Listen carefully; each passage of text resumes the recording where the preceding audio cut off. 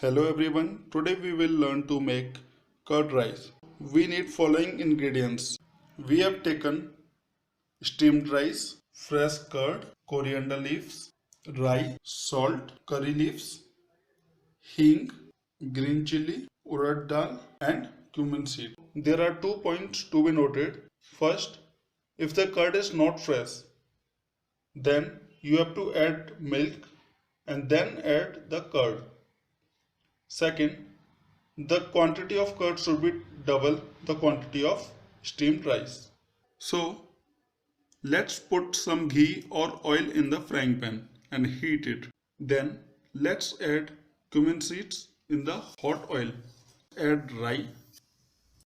Then we will add urad dal, curry leaves and green chili. Mix them well and add hing. Once the curry leaves become crispy, turn off the gas.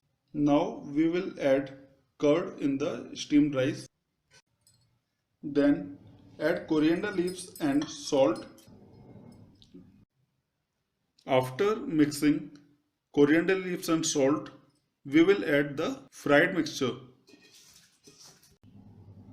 After properly mixing, our curd rice is ready to be served. Thank you guys for watching this video. Thank you.